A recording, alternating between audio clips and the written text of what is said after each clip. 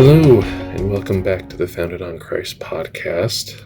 As always, you're here with Curtis, another fellow disciple of Jesus Christ, striving to do what it is that the Lord puts in my heart to do.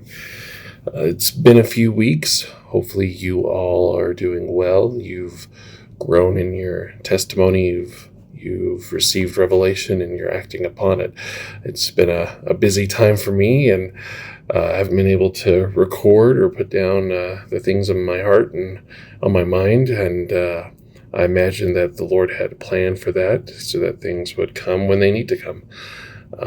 So it's good to be back, and as always, you're welcome to send in anything you would like to put out there into the podcastsphere for people to listen to. Many have taken advantage of that. I think you'll be hearing from Colleen here in a little bit as well. She sent in another thing. So please take advantage of that. It's the Founded on Christ podcast at gmail.com. Again, that's Founded on Christ podcast at gmail.com. So to get us started today, let's go to Mormon chapter 8, verse 35 through 37. Now, this is kind of like Moroni's first wrap up. He kind of gets to the point where he's done writing and he finished things up. Then you can tell that he comes back later and he adds more to it. But as he's doing this, he's talking about some of the spiritual experiences he has, and he knows about how these records are going to come forth in the future. And he takes some time. He turns his attention towards those who will be reading this book. He turns his attention towards us. Okay, in verse 35, said, "Behold, I speak unto you as if you were present, and ye are not. But behold, Jesus Christ has shown you unto me, and I know your doing." All right, so he's seen our time. He knows what we're doing. He knows what we're up against. And I think he's not just talking about the restoration itself. I think he's talking about the breadth of the restoration up until our day and continuing past it. But then he has some interesting things to say, which I think we tend to keep at arm's length. And I think it would be prudent for us as a prophet who has seen us, knows our day, and is prophesying about us to understand what he's saying. And specifically who he's saying it to. Verse 36, "And I know that ye do walk in the pride of your hearts, and there are none, save a few only, who do not lift themselves up in the pride of their hearts, unto the wearing of very fine apparel, unto envyings, and strifes, and malice, and persecutions, and all manner of iniquities. And your churches, yea, every one, have become polluted because of the pride of your hearts." Now, once again, he is not talking to the world in general. He is talking to us. He is talking to the saints, the people who are reading this book, who are striving to follow Jesus Christ. This is a kind of a very biting rebuke. Verse 37, "For behold, ye do love money and your substance and your fine apparel and the adorning of your churches," and might I put in parentheses, even though it's going to sting, temples, "more than ye love the poor and the needy, the sick and the afflicted." He is talking to us. And I think I'll even read verse 38 just to kind of seal this deal. "O ye pollutions, ye hypocrites, ye teachers who sell yourselves for that which will canker, why have ye polluted the holy church of God?" We are a part of that church. How are we polluting it? "Why are ye ashamed to take upon you the name of Christ? Why do you think that greater is the value of an endless happiness than the misery which never dies?" Sorry, why do you not think that greater is the value of endless happiness than the misery which never dies, because of the praise of the world? "Why do ye adorn yourselves with that which hath no life, and yet suffer the hungry, the needy, and the naked, and the sick and afflicted to pass by you, and notice them not? Why do ye build up your secret abominations to get gain, and cause the widows should mourn before the Lord, and also orphans to mourn before the Lord, and also the blood of their fathers and their husbands to cry unto the Lord from the ground for vengeance upon your heads? Behold, the sword of vengeance hangeth over you, and the time soon cometh that he avengeth the blood of the saints upon you, for he will not suffer their cries any longer." And so I want you to to hold on to that last verse, the sword of vengeance hang over you, and the times who cometh that he'll avenge the blood of the saints. So this is a strong rebuke against us, and I think we tend to keep it at arm's length. We think, oh, he's talking about the Catholics, he's talking about other churches who are more caught up in how they look and where they're standing in the world and taking care of those around them. But let me ask you this. When you go to church on Sunday, what kind of clothes are you wearing?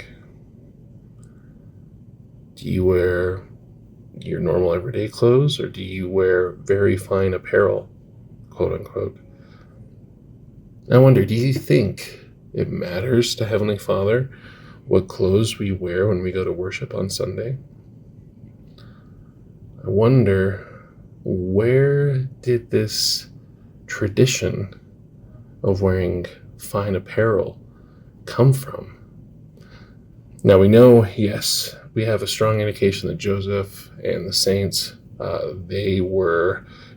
Joseph wore fine apparel to church right now, but we also know that Joseph spent much of his time trying to disabuse the people of the Christian traditions that had taken so firm hold upon them that he couldn't get them to move or change. And so oftentimes he was making concessions. Now, I'm going to circle back around to the early saints and then how that relates to us. But I want to ask you right now a very interesting question. What was the crime of Sodom and Gomorrah? Now, I know what all of us are going to think initially.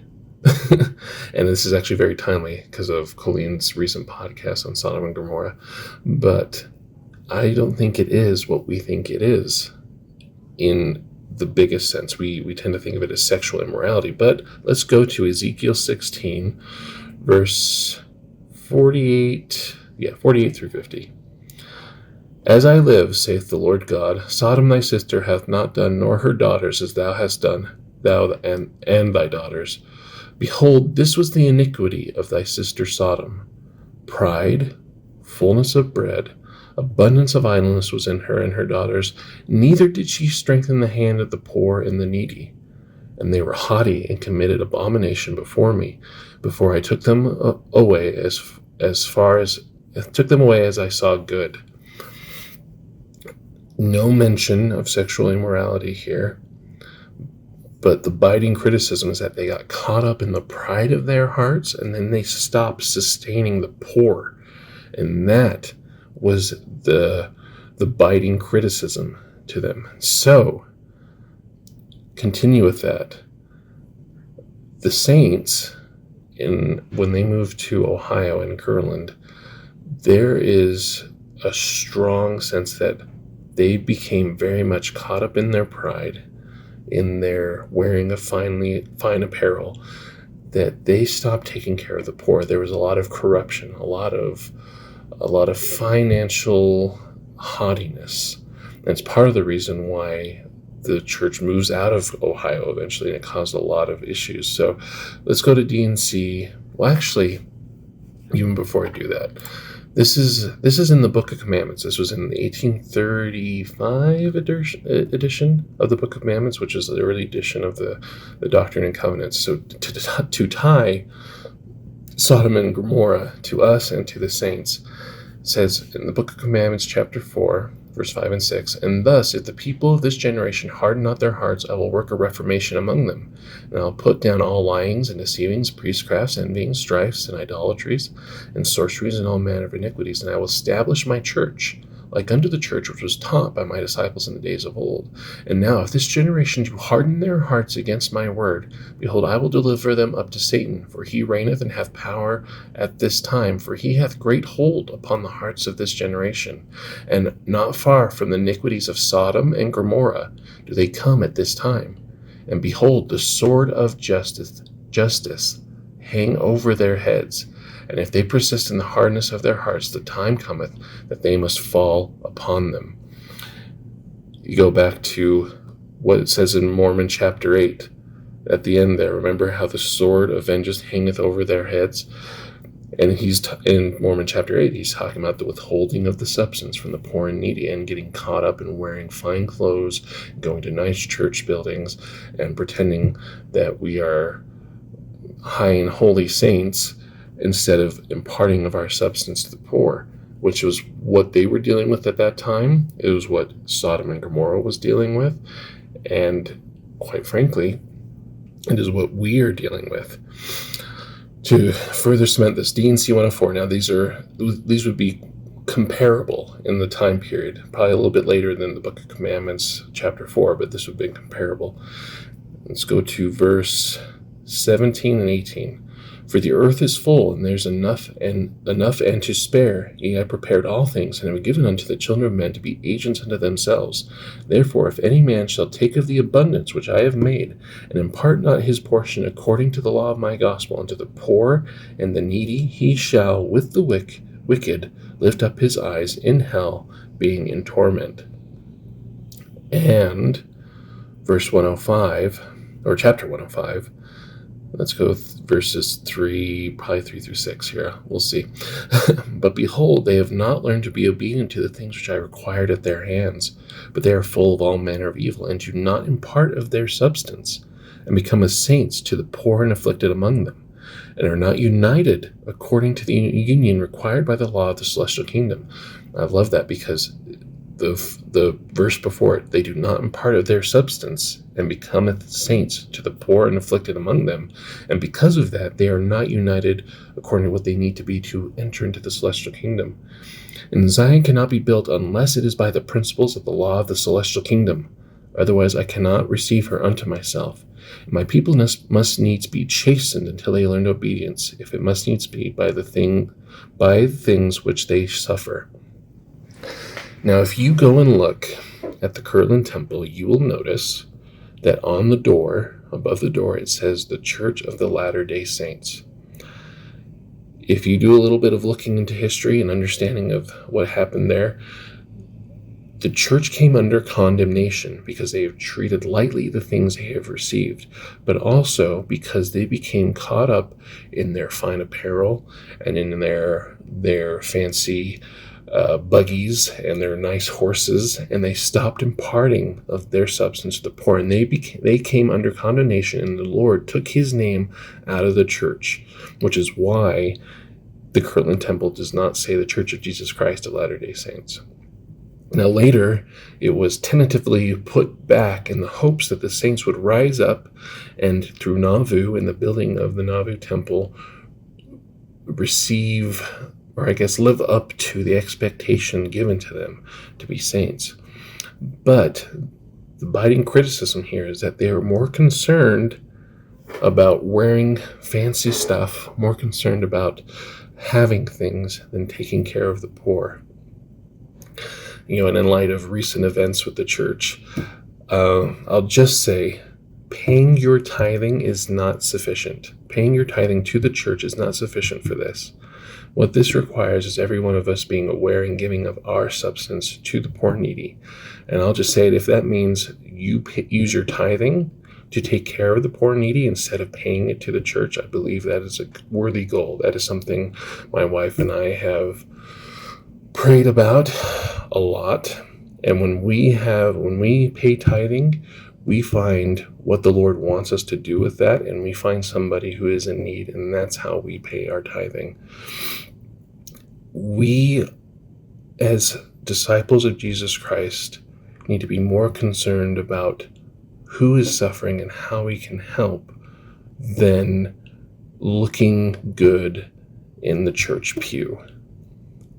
I look forward to the day when we cast off all of the quote-unquote church clothes, and people are welcome to come and worship on Sunday just as they are, dressed in plain, functional clothes, where the value of their testimony is seen and shines brighter than the white shirt and tie that we currently look at. And I know this is a little bit of a lion versus a lamb moment. This is a little bit more of a flipping the table moment. But this is actually a great opportunity for us to seek Christ more, to seek what he wants us to do, because guaranteed there are people who are ready and willing and able to receive the help that we are willing to give. Guaranteed that we have abundance that we can share, and that in so doing, we will feel not only God's love for us, but God's love for each other, and will cause us to come together. When we start paying our substance to a entity who then redistributes that wealth, accordingly, we lose the connective tissue of charity between each and every one of us.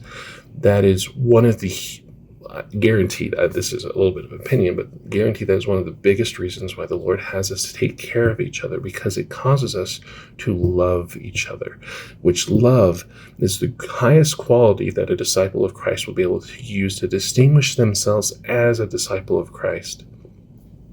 And so, yes, there's some hard words being spoken today, and I promise you this applies to us. If you don't see it, go back and reread Mormon 8 with your heart and your mind open. Pray for revelation on understanding it. But it is talking about us. I look forward to the day where we are united as D&C 104 and 105 talk about in the celestial order, that we can be united as saints and in Zion. And the only way it's going to happen is if we start giving of ourselves and stop worrying so much about how we look. I'll give my testimony of my Lord and Savior Jesus Christ. I know that he cares more about our hearts. He cares more about our intentions than what we have on our bodies. If there's anything we should learn from the garden, is that the fig leaves didn't matter. It was the actions that took place that mattered. And that's what the Lord, that's what Father cared about. That's what Father and Mother care about. This is an opportunity.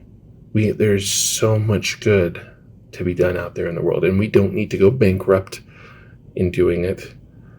We don't need to take on more than we are able, but we should be open and looking. Mosiah is very clear about what people of God do when it comes to taking care of each other who are in financial need. And I promise there is great fulfillment in this process. When you feel inspired of the Lord to do something to help another person and you follow through on that, it is some of the sweetest, most wonderful fruit that he has available for us. And so with that, I testify of Christ as a powerful force for good and inspiring us to do good. And I give my admonition to seek his face continually.